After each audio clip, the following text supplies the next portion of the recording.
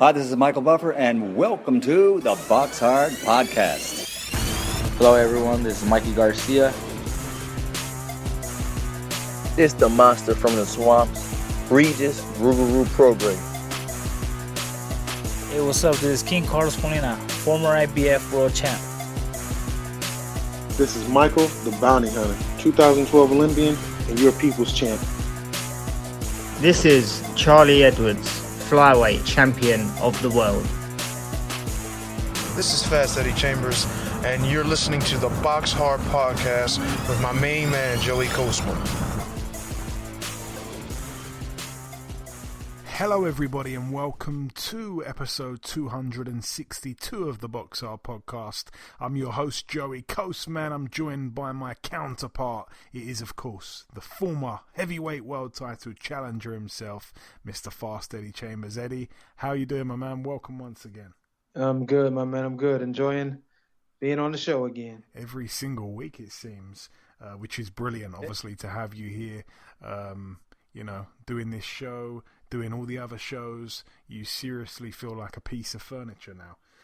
Anyways, moving on, jumping into the review part, which I'm going to start with. Then I'm going to go into the I think I'm going to do review, then bring in the sole guest on this week's show. Then we'll start part 2 with the news part, then the preview part, and then that'll basically be it. We're not going to be doing any knockdown this week. That'll be back, I guess.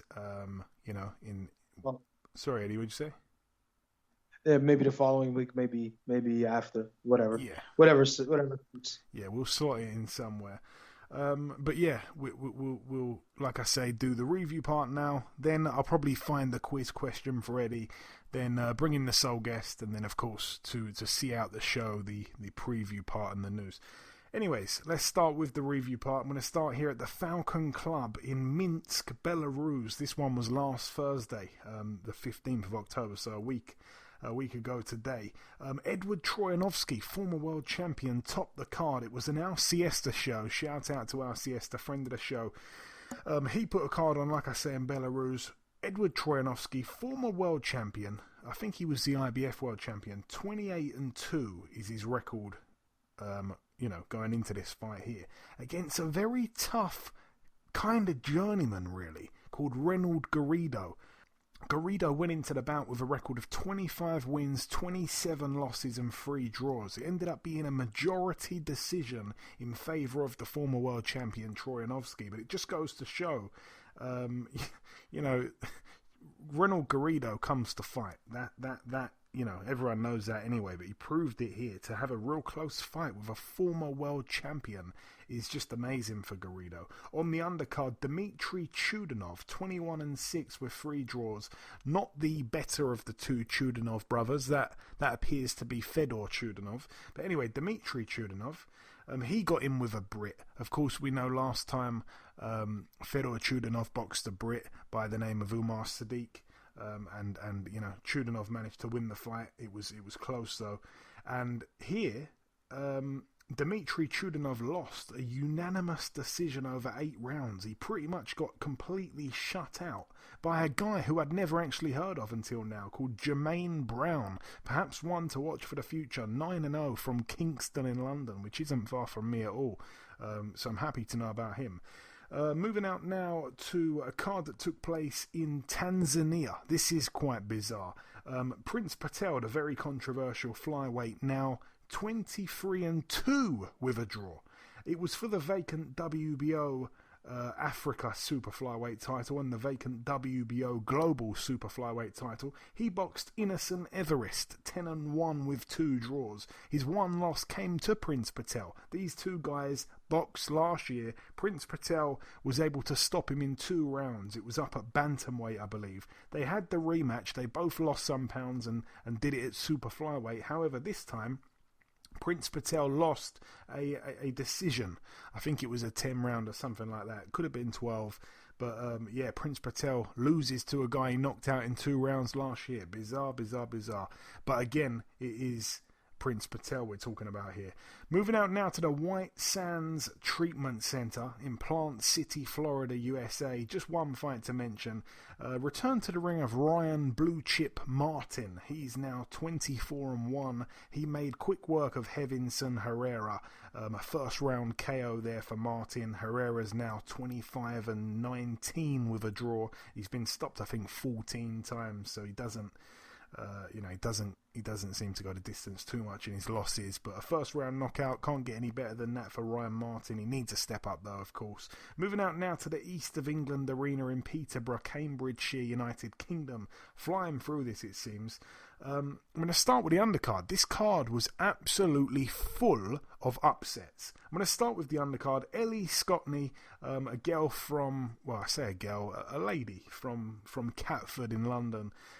She made her debut. It was kind of, long awaited, I guess. She was supposed to box before, then it got put off and stuff like that. She took on Beck Connolly, who is a bit of a legend in her own right. 3-7 going in, now 3-8. Beck Connolly lost on points over 6 rounds, by the way. But Beck Connolly is, if I'm not mistaken, a part-time boxer, obviously. I think she also works in the army. I think she's also a single mother of 3 or 4 kids. So she is a champion in her own right, but it wasn't to be her night. She was down once in the 3rd round, and she was cut on her right eye in the 5th round. So quite an easy win, really, for Ellie Scotney, who Eddie Hearn obviously promotes, and he speaks real highly of her. He says he believes she can become a world champion within just 8 fights, which is I know it's female boxing and stuff like that, but that's still a big achievement, Ellie Scotney, who recently handed in her notice to leave her job where she worked at B&Q, which Eddie, you're not going to know what B&Q is, but it's like a home improvement kind of hardware store, if you like. So quite interesting. Also on that card, Kane Baker, 13-7 going in. He retired last week, I think it was. He had a fight a couple of weeks ago. He lost. It was a close fight, and he decided to retire.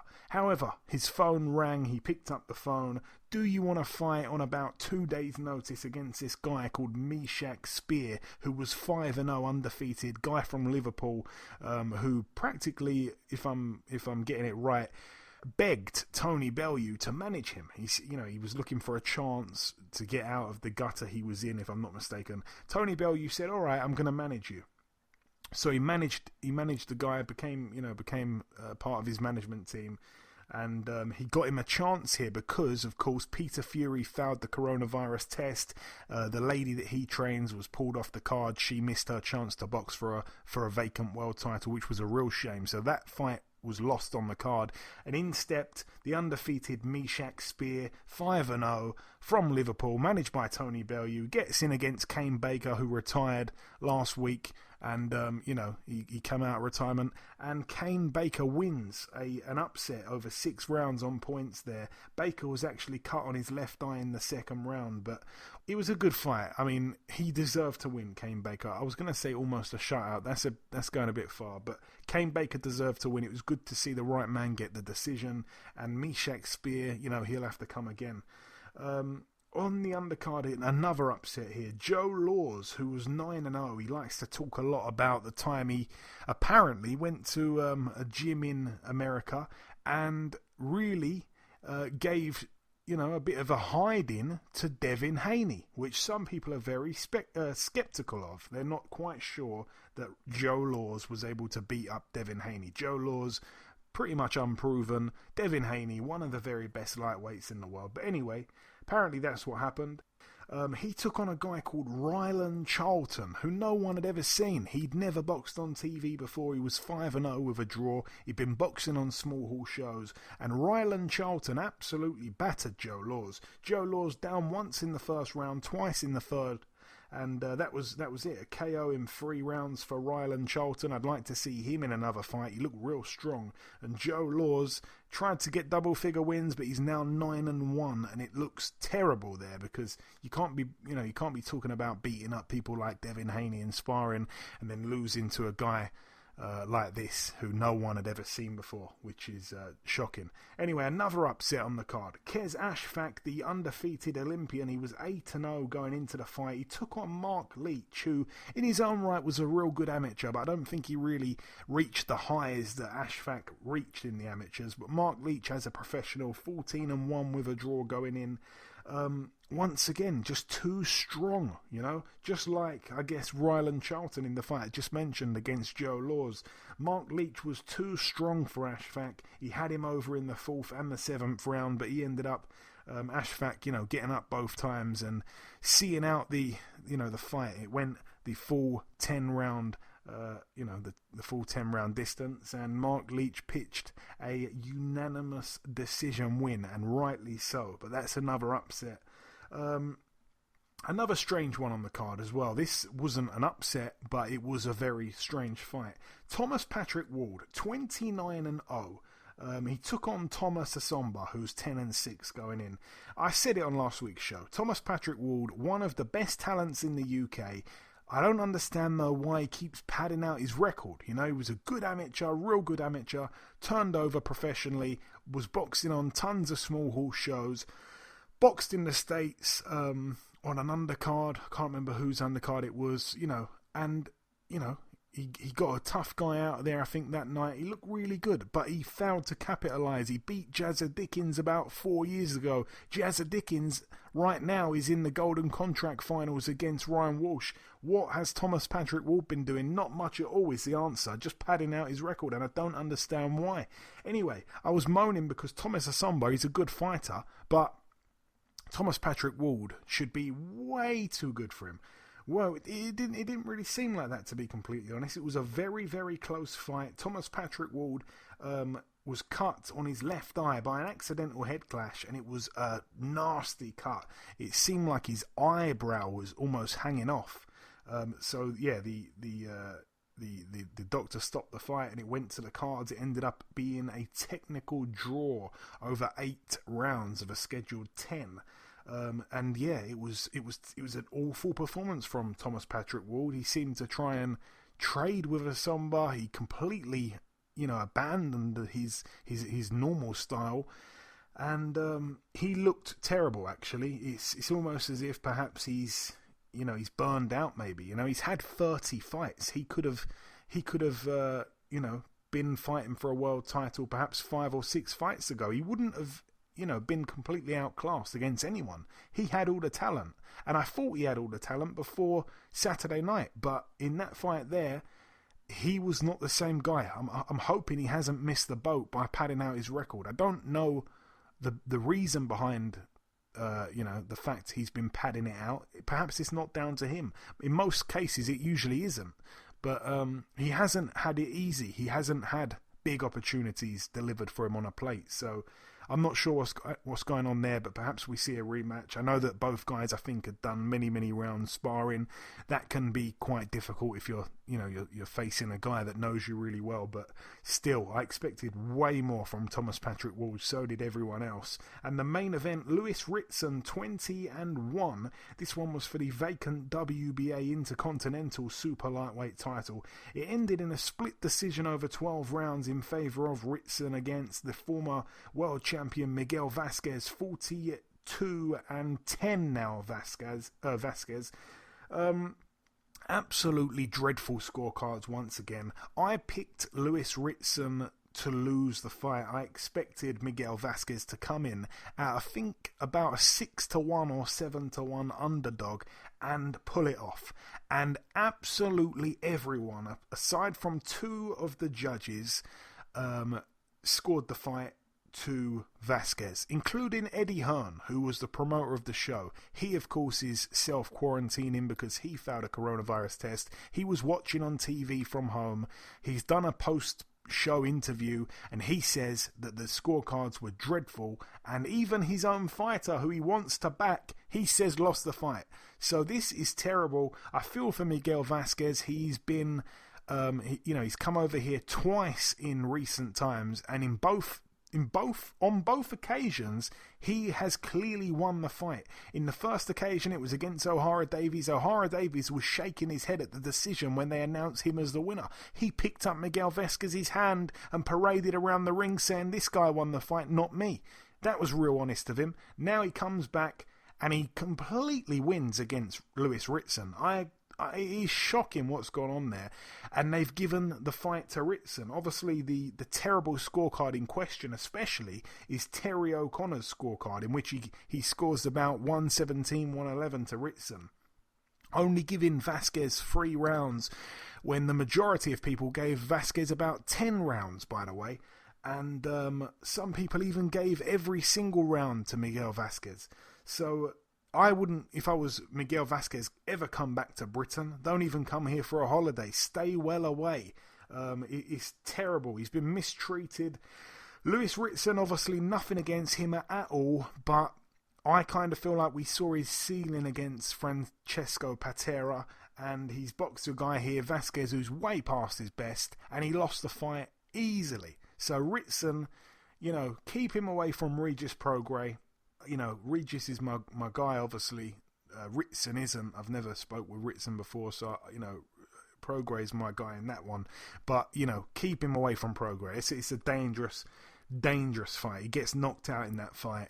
And, he lost this fight hands down. It was absolutely dreadful. There's been pictures of the the judge in question with the awful scorecard. 117, 111. Terry O'Connor, there's a picture of him circulating the internet right now of him mid-fight on his mobile phone. Mid-fight, he's sitting there. TV cameras can see this guy. He's sitting there. you know how close judges sit to the ring. He's inches away from the canvas. Even in, with coronavirus and stuff like that, he's not sitting far back. He's sitting there right in the ring. And he's clearly holding a mobile device in his hand during the fight. Now, I have actually seen the full clip, because a lot of people just took a picture of him with the device in his hand. Apparently, he picks up the device for, no joke, about a third of a second. He literally looks at it and looks away that quick. So I don't think it's as bad as it looks in that picture, because you don't know how long he's had his phone in his hand. But apparently he did just glance just for such a short amount of time, which he shouldn't do anyway. But I don't think it's as bad as they're dressing it up to be. But what is bad, forget about the distractions, the scorecard. There's no reason, there's no explanation for that kind of scorecard. And it's not the first time with Terry O'Connor. He's a repeat offender when it comes to this, unfortunately. And I don't see him, being employed for much longer, really, by the British Boxing Board of Control. They're going to launch some kind of investigation into that. Dreadful. Absolutely dreadful. Anyway, moving out now. I've been really on one this podcast, it would seem. Too much Red Bull prior to this. Anyway, moving out now to the bubble in the MGM Grand, Las Vegas, Nevada. I'm going to fly through the undercard real quick. Not too much really to mention, aside from Alex Salcedo losing a unanimous decision over 10 rounds to Arnold Barboza Jr. That one, of course, was for the vacant WBO International Super Lightweight title. Barboza Jr. down himself in the 7th round, but yeah, a unanimous decision win despite being knocked down. And also on the undercard, just one that really, really impressed me, of course, Edgar Berlanga, 14-0 with 14 first-round knockouts going into the fight. He took on Lanel Bellows, a guy who had 5 losses, but he'd never been stopped in any of those 5 losses. 20 wins as well, with 5 losses and 3 draws, Lanel Bellows. Edgar Berlanga gets in there and just continues the streak. He's 15-0 with 15 first round KOs, and it was so impressive that he got this guy out there who'd never been stopped before. That's a statement in itself. To knock a guy out who's never been stopped, that's a statement. But to knock the guy out in one round and continue your streak and make it 15 in a row, that's unbelievable. Perhaps this is just a theory of mine. he realised that Adelaide Bird was one of the judges, and he decided he needed to end the fight as quick as possible and don't give her a chance of handing in a scorecard, especially not this week with the stuff that's been going on. Terry O'Connor, she's a Terry O'Connor anyway of the States, the female Terry O'Connor of the United States. But anyways, shout out to Edgar Berlanga, man. Looks like he lives a really cool life because he knocked this guy out in a round, and on Monday morning he was dancing with Snoop Dogg in a studio. So I envy him. He's living his best life for sure. But the top of the bill, I'm going to come to you, of course, Eddie, because you are the scientist on this podcast anyway. This one was for the WBA. The IBF and the WBO World Lightweight titles. Vasily Lomachenko, 14-2 now, his record. And Teofimo Lopez, 16-0, 12-round unanimous decision for Lopez.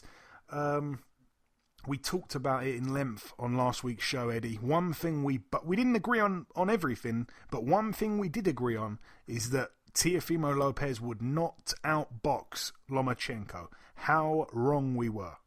Yeah, early, yeah. We were kind of wrong, but not entirely.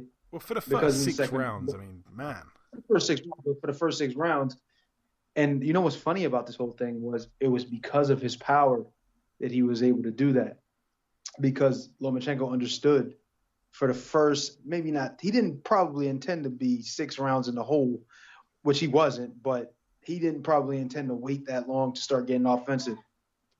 You know what I mean? He probably felt Teofimo's power and was like, look, I think I need to just wait a little bit longer before I put myself in position to get caught with a crazy counterpunch. And what really impressed me, just the fight was great.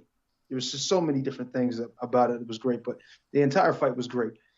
And the thing that kind of upset me a little bit about having a great fight and a great night like that was the scorecards. Scorecards ruins it almost all the time when there's a good fight, because you can never, obviously they can't agree, but what's worse is they all agreed, even though I felt like Teofimo Lopez could have gotten the win. I honestly like the draw better, but I felt like he could have gotten the win. I'm not complaining that he won. I'm complaining about the scorecards. Just to quickly jump in, Eddie, when you say the scorecards, do you mean all 3, or do you mean the one that Julie Lederman turned in? She turned mainly in, the Julie Lederman. Yeah, she turned in 119-109, which is terrible. Yeah, right. But no, I didn't like any of them, to be honest. I think 8-4 was still too wide. But I mean, I guess you can, at some of the early rounds, like maybe one of the early rounds I gave to Lomachenko. I could see how maybe, no, I don't want to get that to him, and end up giving him 7-5. But 8-4, that's a little too wide for me. 9-3, definitely too wide. And of course, 11-1 is absolutely outrageous, and she needs to really be looked at for that. Regardless, I mean, obviously, you can never actually look at the judge and say, okay, well, we're going to investigate you and maybe turn this into a no contest. Because if you did do that, then you got to go and question a lot of other fights, a lot of other worse decisions than the ones that was given on Saturday night. So, but aside from all that, my favorite part of obviously of the show was the fight and not listening to or worrying about the judges. But I got a whole new respect for Lomachenko. Already really respected his ability and everything he did, but I don't think people really understand watching the fight just as it was, how he's so good at downloading information and really taking his time and being 100% professional about his game and understanding what's in front of him and understanding where to move and how to move and when to use footwork, when to be close, when to be far away. As good as Teofimo Lopez did that night, and I'm not taking anything away from what he did, I was even more impressed by what Lomachenko was doing. And I know most people are going to say, oh, well, he lost, or, at least it was close enough to where he could have lost, or, as a draw. And what did he do in the first half of the fight? Well, see, this is where most people miss it. And even I look at Tim Bradley's obviously knowledgeable about the sport. He's a former world champion. But there's even certain things that he missed about it and wasn't really focusing on, maybe because he was a little biased towards Teofimo, which I can't be mad at him for. It's not often we get an opportunity to have our American guys out there like, well, I can't say often, there is often, but to actually be in position to be a little bit lenient to our guys. But anyway, it was just the things that I was watching Lomachenko do in the first half of the fight, not even in the second half where it started to work, but just him feinting and the way he was feinting and how he was feinting, using his foot feints, using head feints, shoulder, everything, hand movements, all kind of different things in one direction to do one or two different things. One thing was to see if you can get the respect of Lopez. And Lopez was trying to, he got the bravado. He's like, I ain't taking a backward step. I'm coming at him. I'm on fire. So they say, okay, well, I guess this is not working that way. So what I'm going to have to do is I'm going to have to let him fall asleep at the wheel, which means is he wants him to be so disconcerted with Lomachenko's offense because he wasn't throwing anything and he was doing more feinting than punching in the first half of the fight, so that he was almost numb to when he saw a reaction. So in the first half of the fight, he would give those feints and not throw a punch. But in the second half of the fight, he started to say, okay, well, now I'm going to put it to work a little bit. So he had been feinting and making moves all night long so much without throwing a punch that Lopez didn't even react when it was time to. And then by that time, he was so desensitized to Lomachenko's possibility of offense that he couldn't react anymore. And then, with the pressure as it started to get a little bit more, a little more dangerous, like, Lomachenko started throwing a little more punches, started being obviously more active, gradually winning, when he started winning rounds, in my opinion, in the seventh, that he started to also feel a little, not saying tired or weak or anything like that, but he started to feel a little bit of wind. You know what I'm saying? He had a little bit of pressure on him, had a little bit of pressure on his head, like what to do and how to react to this and what he needs to do to, turn the fight back in his favor.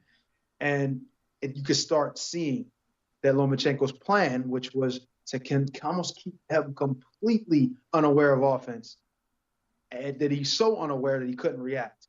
And then he started to put it into play. And that's why, and something I want to mention too, those feints from his right hand, which is his jab hand, he was doing it so that he wouldn't pay attention or even think that the jab was a possibility. He was just thinking that, it was going to be maybe a feint in a straight left hand, or a feint and then a shot to the body, or a feint and then a hook. Not so much to have the jab started, because the jab is a quicker shot, right? It's a straight line, right? So if he feints and, if he feints and throws a hook, there's still more time for him to react.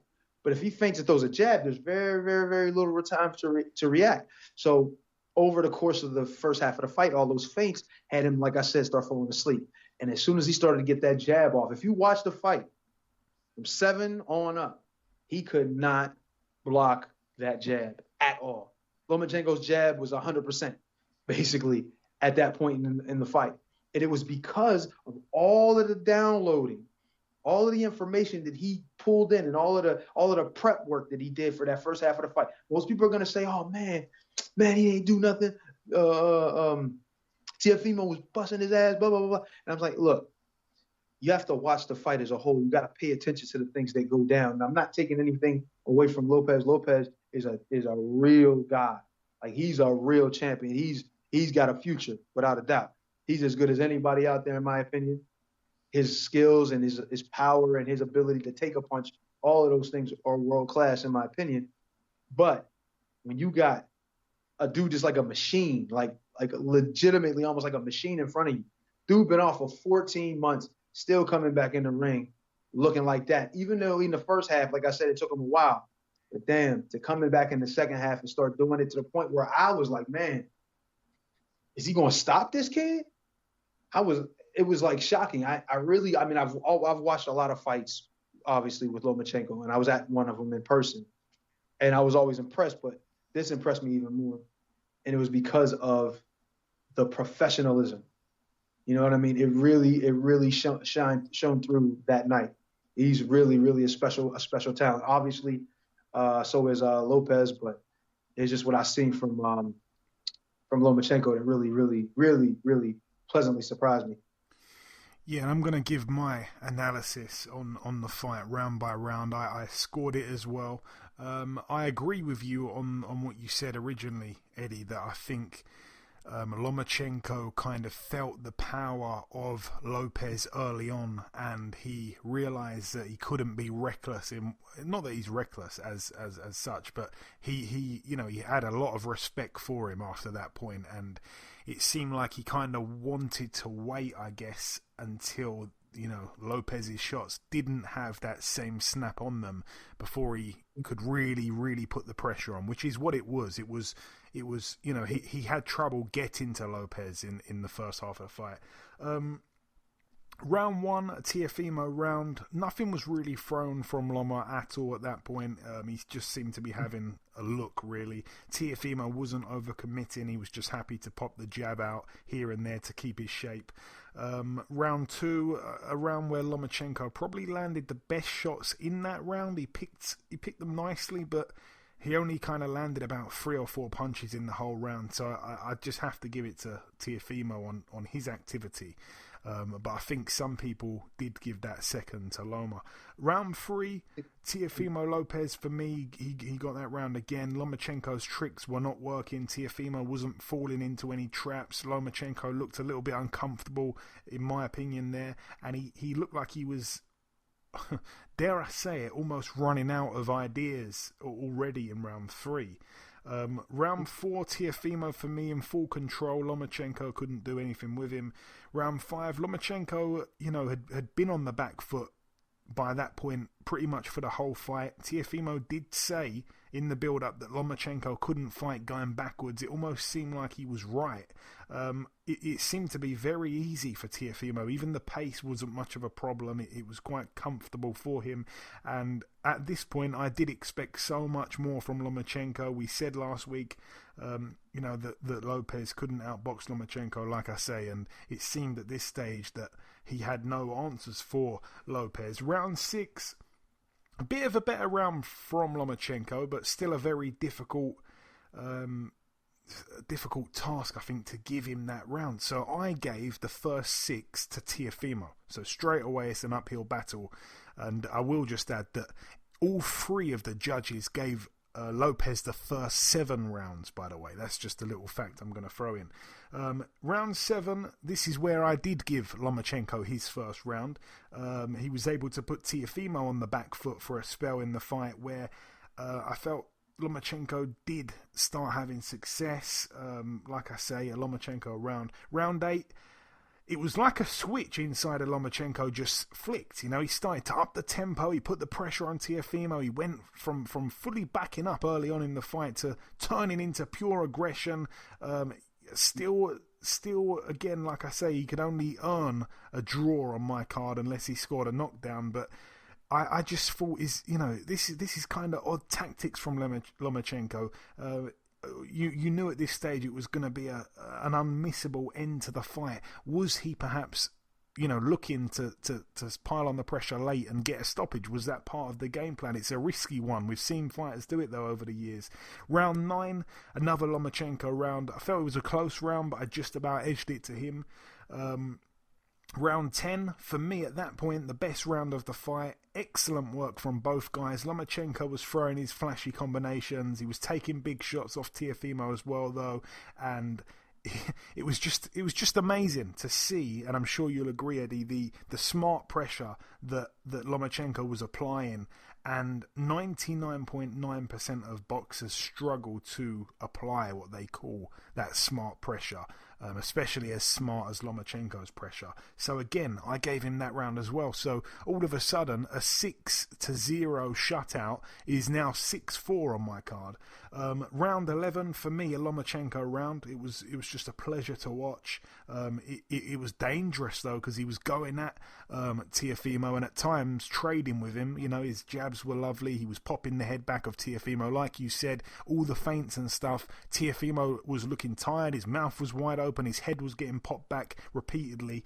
And round 12, so again, I've got it 6-5 now to Teofimo. Round 12, it was a really close round. You kind of feel that I felt if Lomachenko just started this game plan or whatever just a round earlier, he could have won the fight. Again, I felt that the tactics were odd. There was a head clash in that final round that opened the cut on Teofimo's right eye. I think it was such a close round, but if I was pushed, I'd have to give it to Teofimo. Again, both men, for me, are the number 1 and number 2 in the lightweight division. I said it before, Lomachenko, for me, is not a real lightweight. And yeah, basically, I gave it 7-5 to Teofimo Lopez, which, by the way, most people had on social media. A lot of people had it 7-5. I don't always agree with everyone. We don't always come up with the same, not scorecards round by round, but final scores. And I had it, like the majority of other people that I saw. I do want to see Devin Haney and Ryan Garcia take these big fights now, because Teofimo's proven that he'll do it. I'm not quite sure the status on this franchise champion rubbish. I'm not sure if Vasily Lomachenko is still a franchise champ. I don't even know how it works now. It's just so confusing because apparently you can't lose the belt and it's just ridiculous. They did give him some kind of belt that said franchise on it, Teofimo, but I don't know what's going on there. But yeah, like I say, all 3 judges gave Teofimo the first 7 rounds, and Julie Lederman actually gave Teofimo the first 10 rounds, and I think, gave Lomachenko the last 2, if I'm not mistaken. After the fight took place, Devin Haney took to Twitter and said, and I quote, "I been said Loma was whack," which that's just not right, Eddie. I know you think that Lomachenko's certainly not whack. No one thinks he's whack. That was a bit silly from Devin Haney there. And 15 minutes before this, by the way, I looked at his tweets. 15 minutes before he said that Loma is whack, he said that Teofimo looked like he was starting to fall apart. And of course, also, but before the fight, Haney said that he said on Twitter as well, "I bet that tonight commentators won't dare mention my name," but Teofimo, of course, did mention his name in the post-fight interview, and he joked about Haney being a 2-time email champion. I like Devin. He's a friend of the show. He's been on a couple times, but I need to see him step up. Devin did address the post-fight interview comments with Teofimo. He tweeted him back and said, Lopez versus Haney 2021, let's do it. So hopefully it does happen. But yeah, I said something to a couple people on Twitter. I tweeted something out, Eddie, and just, you can tell me in a nutshell. I don't want to be rambling on for too long about this fight, but in a nutshell, my opinion is there's people obviously out there that are big fans of Devin Haney and big fans of whoever else, Ryan Garcia, for example, whatever. And basically, they of course start campaigning, saying, Devin Haney would have done the same and all this stuff. I think, like you said, he got hit with a shot early on that made him think twice, made him respect Teofimo more than he thought he had to respect him. He had to be more cautious than he thought he'd had to be before the fight. And I don't think a Devin Haney, I know Devin Haney doesn't hit as hard as Teofimo. I don't think, is what I'm saying, that Lomachenko would have that same amount of respect for a Haney, for perhaps a Ryan Garcia, who looks like he can bang, by the way. But, I don't think he'd have that same respect for those guys. I don't think the fight would play out the same way. I think him against Devin Haney, I'd be favouring Lomachenko. That's just me. I don't know how you see it. But the way I look at it is, you got to be special, and I'm not saying these guys aren't. Ryan Garcia looks really good. Obviously, Devin Haney's really, really top talent, top one of the top talented guys out there. But just like I said about Lopez, and remember, this dude was coming off a 14-month layoff, no fight in 14 months. It's a long time when you're used to. I think it had been that long. I think it had been about 10 months. Well, 10, whatever. I think Loma was coming off 14 months, if I'm not mistaken. I think. No, That's what I'm talking about. I was talking about Lomachenko. Okay. Sorry, I thought you meant Lopez. He's coming up. No, not Lopez. No, but so he's coming off of that nice, nice amount of time off, and sometimes it's good for people, sometimes not. For a guy like him, who's always in the gym and always training, sometimes it's kind of hard to get back, especially get into a serious fight like this. And yes, I do agree with what you're saying. Of course, I've said it. Having power like Lopez has, explosive power, is a definite weapon. Obviously, more so than just using it to knock guys out, but also for game planning or for certain situations, like when you have a really, really good guy in front of you, like a great technician in front of you. It makes them, especially when they're smart, like he's smart. He's really boxing smart, like, on another level, because he knew the amount of time that he had to fall into that had to have Lopez fall into that in order to be safe enough to go in there and be active and throw combinations. You know what I mean? And he still almost got caught. You know what I'm saying? But if it was to be him and Devin Haney, it would be a different fight. Much different fight. Devin Haney may be that dude. He may be one of the most skilled guys out there, blah, blah, blah, and he may be successful. Maybe. But that remains to be seen, because he's definitely not going to have the same effect punching power-wise in there with Lomachenko that Lopez had. So he's going to have to definitely bring the skills, and I'm talking about on another level, because this dude is like, he's special, man. He really is. I really respect his game. Yeah. And, that is the longest layoff of Lomachenko's entire career, amateur and pro. He said that going into the fight before, it wasn't an excuse he laid back on. It was something he said before the fight. But anyway, leaving that fight there, we've broke it down in more ways than one. The final card to mention of the review part took place at the Production Park Studios in Yorkshire, United Kingdom. Over here, former world champion Paul Butler on the undercard, friend of the show. He's now 32-2, a points win for him over 8 rounds against Ryan Walker, who's now 11-3. Bit of a mismatch really there. Another friend of the show, former world title challenger Jay Harris. He's now 18-1, a unanimous decision win against Marcel Braithwaite, who's 9-3, but so much better than his record suggests. Marcel Braithwaite is starting to rapidly become part of the Who Needs Him club, at least in Britain, for those lower weights there. He gives everyone a tough fight. Very, very strong guy. A lot of heart, good work rate, good power. He's a bit of a nightmare. And the main event, Michael McKinson, very much knocking on the door for a big, big, big fight at welterweight. He's calling out absolutely everyone. I want to see him, in some big fights. He's now 19-0, a unanimous decision for him against the previously undefeated 13-0 Martin Harkin. Harkin was down in the first round, the second round, and the fifth. But he got back up all 3 times, and it ended in a unanimous decision wide in the end for Michael McKinson. So, yeah, brilliant for him. And he's also a friend of the show. So all 3 guys on that card that I mentioned, all 3 of the winners, all friends of the show. So I'm pleased about that MTK show there that took place on Sunday.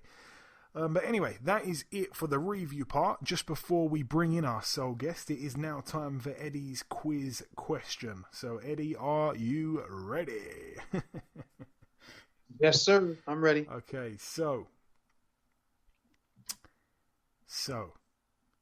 which ex-heavyweight world champion was also refereeing fights during his world title reign? I would like to know how many people, without having the internet. I would really, really wonder who would know this damn answer. Seriously, this is a little ridiculous. This is what I like best about it is that, perhaps a guy was a heavyweight world champion, he might have retired, he's run out of money, he's lived the high life, he's now living the low life, but boxing is still his life somewhat. He gets back into the sport, as you know, takes up a role in officiating, ends up being a referee, and it could make sense. You could see that happening for certain guys. But this isn't while the guy's broke. This is while the guy's at the peak of his career. He's still a world champion, but when he's not boxing, he's in the squared circle, in the middle, refereeing fights. A heavyweight world champion refereeing fights. Damn, yo, I gotta. If I'm not even gonna say it because I have no idea, to be honest. But I'm kind of toying with an idea of some that I kind of remember, but I can't be sure. Oh, I'm not. You know what? I lost this one. Another L. Oh no. But, Oh no. Anyway, this one was from me, by the way. This wasn't sent in from the listeners, but we do need some more sent in from the listeners. So send in your quiz questions. Doesn't have to be heavyweight. It would just be better if it were heavyweight.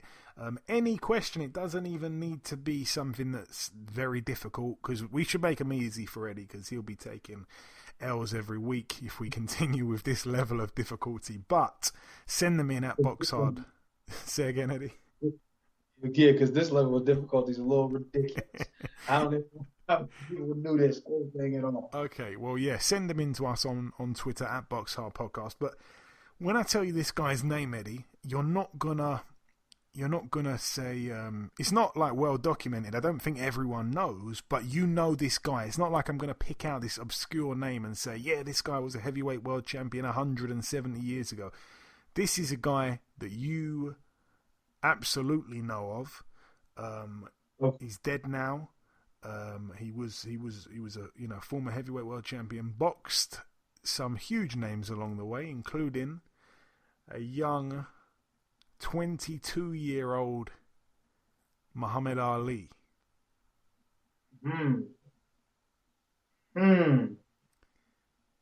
Damn, a 22-year-old Muhammad Ali? Or was he 21? He won the title from him. There you go. I'm giving it you on a plate there. Oh, that's Sonny Liston, right? Sonny Liston. During his world title reign, refereed. I want to just confirm how many fights he refereed. But how crazy is that, though, man? Imagine Sonny Liston refereeing one of your fights. I didn't even realize that. I don't think I ever did. I don't think I did. Like, that's crazy. Sonny Liston was refereeing during his, like, maybe not during his reign. No, during his reign. During his reign. Wow, during his reign? Yeah, man. My. I mean, that's some trivia right there for your ass. See, the thing is, though, I'm learning this stuff, downloading information that I'll probably forget next week. But still, you know, at least I'm hearing. So maybe somewhere in my mind it's there. Well, here's this. He refereed a total of 6 fights. This is why not many people know about it. He only refereed 6 fights. His first time refereeing a fight was actually Cleveland Williams against Ernie Terrell, 2 throwback fighters obviously there. And he refereed that contest in 1962, in April of 1962. However, he won the world title in the late part of 1962. It was in September of 1962. He beat Floyd Patterson, knocked him out in a round. So he wins this is brilliant. He wins the heavyweight world title. He's champion of the world on the 25th of September 1962. However, on the 20th of October, so this is just 25 days later, he's refereeing a world title fight at super welterweight. Oh my gosh.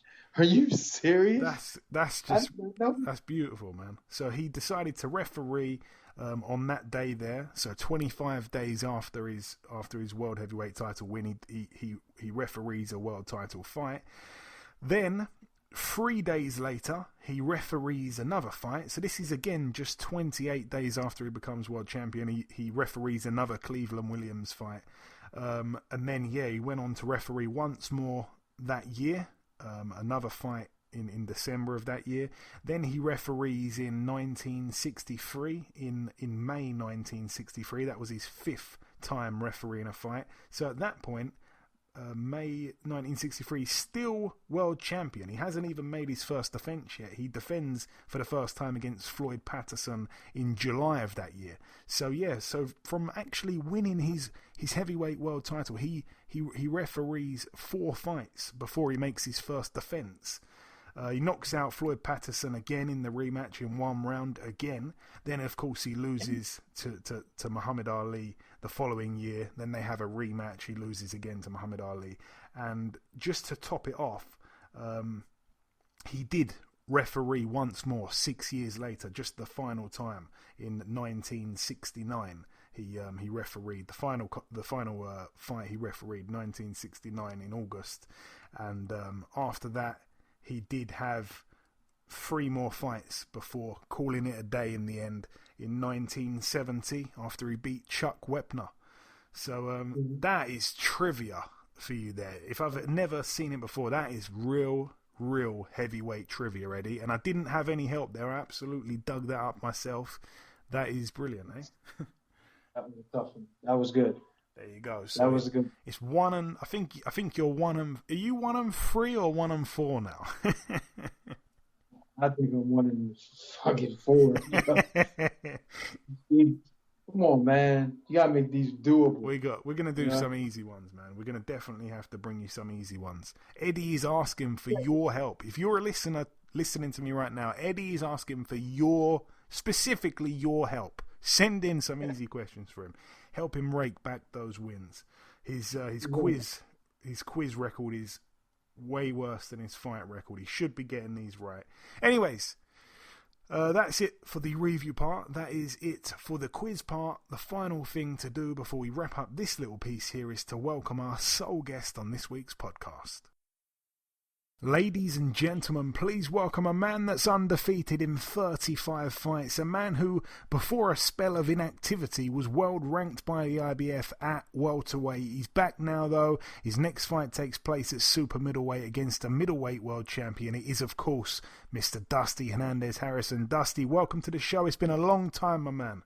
I appreciate you having me back. Hey, it's my pleasure. So, Dusty, we actually spoke, like I say, almost 4.5 years ago. At that time, you were 29-0. I think you'd been sparring Canelo for the Amir Khan fight. Yep. Everything was going just fine. Then we didn't see you in a ring for 2.5 years. What kept you out so long, for those that don't know, Dusty? Just kind of had a little dispute on the with my promoters on the direction of my career. They wanted one thing, I wanted another. And I just, things got held up, and, it is what it is. It happens every day in boxing.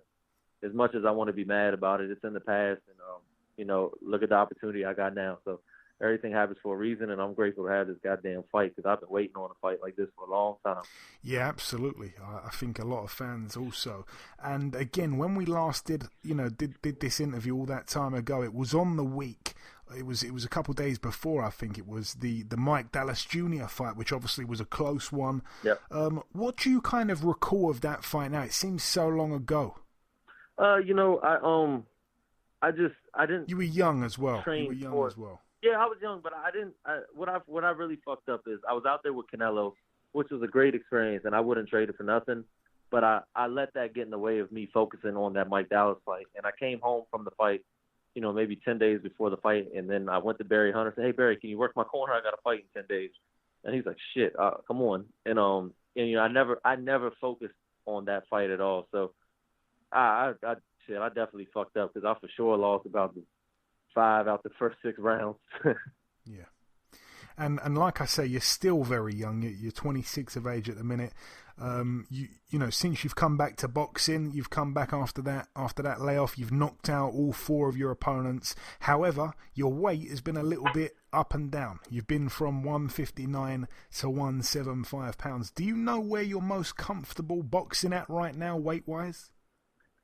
Hell no. That's why everybody's been making a joke. They told me I'm gonna be the first fighter to fight at every weight class and not win the title. But no, I don't know. I know I'm gonna be comfortable at 168 November 27th. That's all I know. And yeah, let's talk about that. It's been announced, and I hope I'm being fair by saying this, I think you're going to agree, it's taken a long time to land you a big fight. You've wanted it. The fans have wanted it. You've had a nice looking record for a long time. It's taken a long time to get a big name in the ring with you. Here it is, Demetrius Andrade. You said the date, November 27th in Hollywood. How do you see this fight playing out, Dusty? Because it's a long time coming, like I say.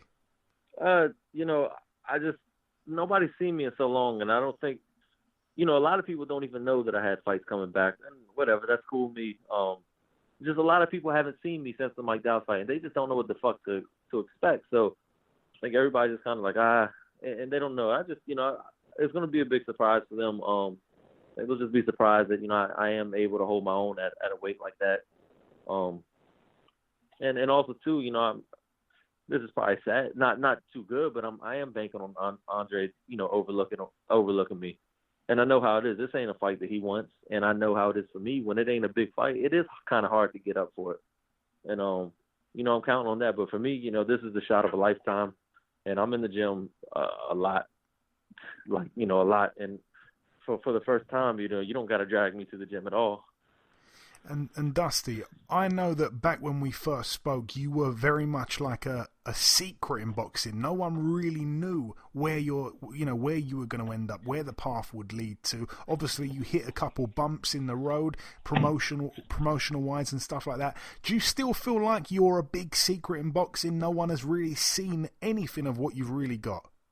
Oh yeah, no, I'm even more of a secret now. Like you said, back then everybody was kind of, what's going to happen to this kid with this big record, and now it's been so crazy. You got people, they don't know, they think did I get old and retired? Is he still young? They don't even know what to think about me. So if it was a secret back then, I'm a huge one now. Yeah, because I remember you turned pro. What was it? I think you just turned 17 when you turned pro, no? Yeah, I signed the fight contract when I was 16 and fought a few days after I turned 17. Yeah, so you've been going for a long time. Again, some people, I have to say, some people aren't too happy with Andrade's opponent choice here. They feel like he's cherry-picking you. Yeah, no, but, go on. Of course, I'm not even mad at that, because I expected that 100% when I was waiting for the fight to get announced. I'm not the person they wanted him to see. I'm not the person they wanted him to fight. And I knew that, unless it was a big name, everybody's going to give him shit. And I don't think that's really fair to him. To my understanding, he has called out the big names, and he has won them. And if he didn't get it, so be it. And then, damn sure nobody can give me shit for saying yes, because this is the opportunity that, us fighters that we look for. So. And you did take to Twitter and retweet most of these negative tweets. You also went on to say that he's scared of Liam Williams. Why did you do that, man? Yeah. Oh, because I'm just having fun. Like I said, nobody can break my spirit for this fight, no matter any of that shit they say. I'm happy and I'm having fun for this whole camp, no matter what the fuck happens in the fight, no matter what happens. I'm having fun no matter what anybody says. And at the end of the day, I am a boxing fan. I'm not just a fighter. I'm a fan of it. So, being funny. I really love this energy that you've got at the minute, Dusty. And like we say, the fight obviously takes place at super middleweight. I was going to ask, where do you feel that your future lies? But I don't think you really know the answer to that right now, which makes it a bit of a pointless question. Am I right in saying you're not quite sure where you're going to be? I mean, shit. If it lies at super middleweight and I go great, then so be it. After I win, if he wants a rematch at 160, then it'll be at 160. I'll go wherever. And I'll figure it out. Where do you kind of see the future? Obviously, you're envisioning a win. You'd be absolutely right to believe in that. Where do you kind of see your next move? Do you see the rematch being the only option after that, or does doors open in other directions? I mean, I wouldn't. To be honest, I wouldn't want a rematch. I mean, unless I guess, of course, I would if we drop down a weight class and he puts his belt on the line. Then obviously I would do that. But if not, then I don't. I'd rather move on to another fight. And my last real question for you now, Dusty: who are you actually with promotionally? You said you had troubles in the past. Who are you with now? His name is Lee Baxter. I don't know how familiar everybody is with. He's from Toronto. He has Sam Vargas. He helped Sam get those fights with Errol Spence, Andy Garcia, Amir Khan. believe I'm his first American fighter, and he helped me get this fight. So. Okay, credit to him. And just finally, Dusty, again, we interviewed you back then. We introduced you in some ways to a lot of UK fans over here. It's been a long time. You do have supporters over here. It's great that we've done this interview to remind some UK guys of your existence. You've got this big fight. It's being talked about over here. What's your closing words to people from over here that support you and wish you well in this upcoming fight? No, I got a lot of support from you guys on Twitter, and I don't know if it's because you don't like Andrade or you like me, but either way, I appreciate it, and for sure I won't let you guys down. November 27th, no matter what, I guarantee I put up a much better fight than anybody's fucking expecting. So. Okay, there we have it. Listen, Dusty, it's been a real pleasure speaking with you again, my man. I'm sorry it's been such a long time, but I wish you the absolute best with this upcoming fight, and I'm sure we'll catch up sometime after, my friend. Right afterwards, November 28th. There you go. God bless you, man. Speak soon, brother. All right, now you too. Okay. Okay, now it's time for part 2 on this week's show. This part, of course, the news part of the show. I'm going to start here with the fact that on November 21st, Chris Billum-Smith will be taking on Dion Juma. That one is for the vacant British Cruiserweight title. That's going to be on the undercard of Alexander Povetkin versus Dillian Whyte 2. Again, it's going to be on Sky Sports Box Office. Richard Riakporhe decided to vacate his British title, so I'm guessing there's going to be a big fight for him in the near future announced. So he's vacated that. That's on the line there for Billum-Smith against Dion Juma. That's a great fight, by the way. In other news, Joshua against Kubrat Pulev. Anthony Joshua Pulev has been announced officially for December 12th. We all pretty much knew about the fight happening on that day. It wasn't a secret, to be honest, but it is official now. It is taking place. It's going to be on Sky Sports Box Office. I'm not quite sure who they're kind of going to be putting on the undercard, I don't think, at this stage, but it's going to be decent, it's going to be good, it's going to be something to look forward to. It's happening. I don't think they're going to have a crowd at this point. They're hoping to have a couple people in there at least.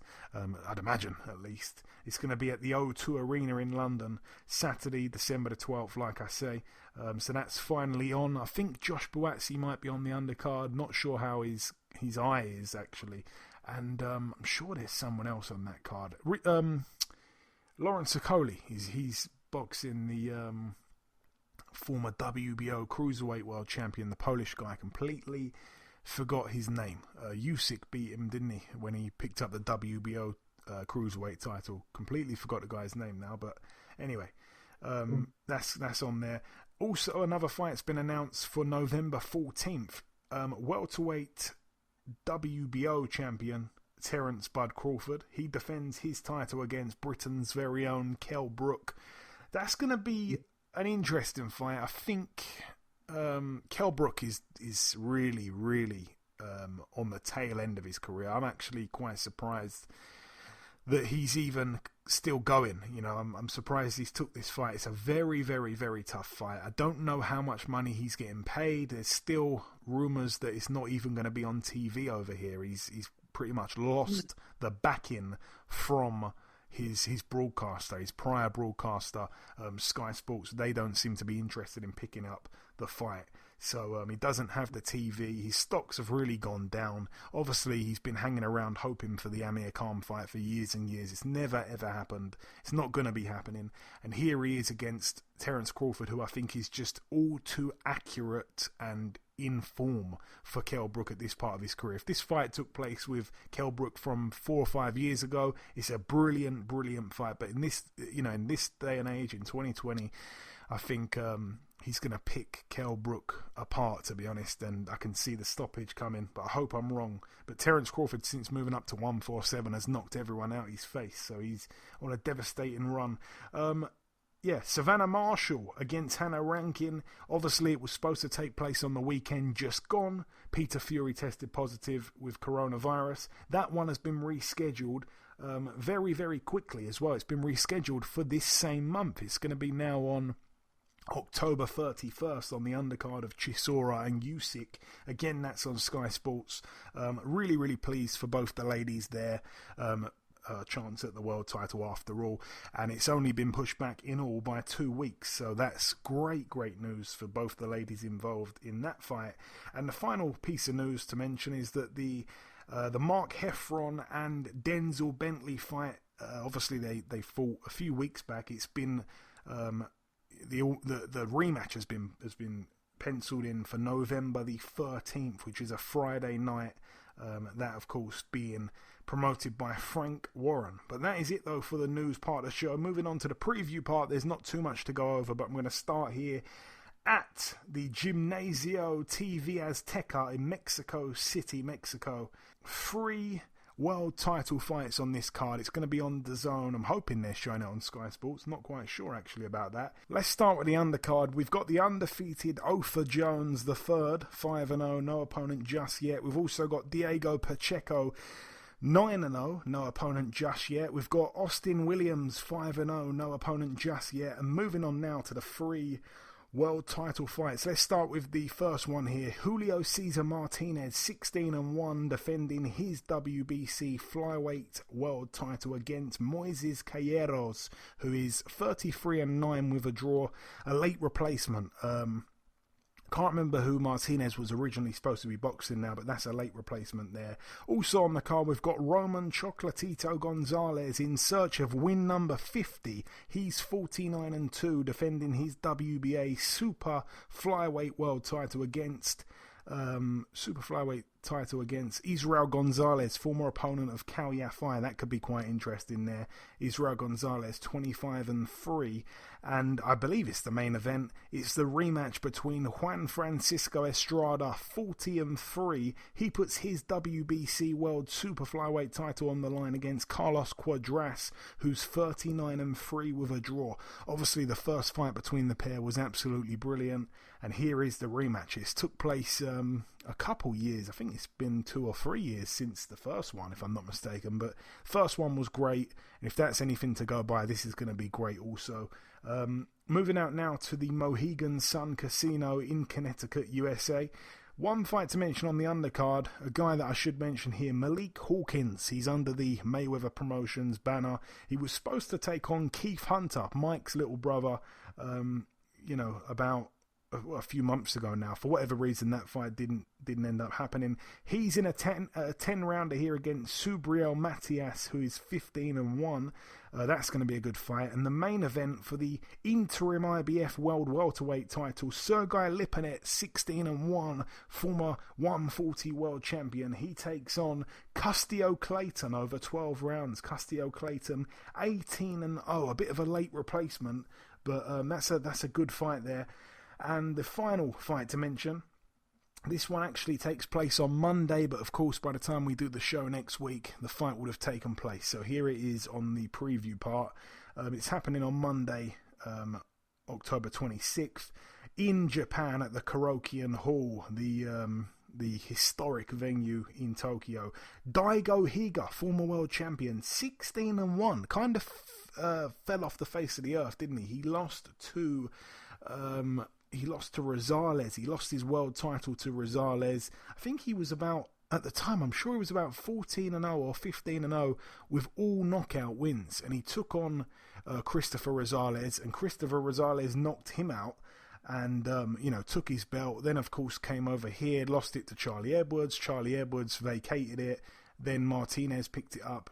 That's off the top of my head, by the way. He takes on an undefeated fighter, by the way, called Seiya Sumi, who is 5-0 with 1 draw. That's over 10 rounds there. But Daigo Higa, since losing to Rosales, he disappeared, and he's been gone out the ring for about 2 years. I think he may have had 1 fight since then, 1 win since then, but he's looking to get back.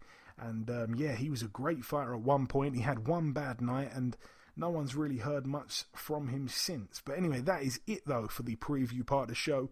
We did the review part. We did the news. We did Eddie's quiz question, which is always fun. We brought in our sole guest, and we've just done the preview in there. That is everything. I just want to say, Eddie, thanks once again for doing this show with me. You've been my saviour through the lockdown period and beyond. And it's always a pleasure, man. You know this. And just thanks once again. And yeah, man. It's not a problem, man. I enjoy doing it. You know what I mean? It's like I said, it's more opportunity to be able to talk, and you know how I love to talk. So this is nice. People in the UK get to hear me. People in the States get to hear me. It's great. Thanks, Joe. No problem. And remember, you can hit Eddie up on Instagram at Fast Eddie Chambers. You can hit him up on Instagram if you want to do one-on-one Zoom boxing lessons. So, or Skype. I suppose you can probably do Skype as well, Eddie, no? Damn, that could work. I didn't even think about that, but yeah. There we go. So hit him up for good prices and good lessons in boxing, and just good all-round advice. So hit him up if you're interested in that. But yeah, that's about everything, and I'm going to sign out with the outro and just wrap everything up in just a few seconds. Okay, and this wraps up episode 262 of the BoxHard Podcast. I've been your host, Joey Coastman. Eddie Chambers has been with me for the duration of the show. A massive thank you to our sole guest on this week's podcast, the undefeated big secret in boxing, Mr. Dusty Hernandez-Harrison. The biggest thanks of all, of course, goes out to you, the listeners, for tuning in week after week. There has been one or two pieces of news break whilst we've been recording the show. Liam Williams has vacated his British middleweight title. It will now be on the line when Denzel Bentley and Mark Heffron have their rematch on November 13th.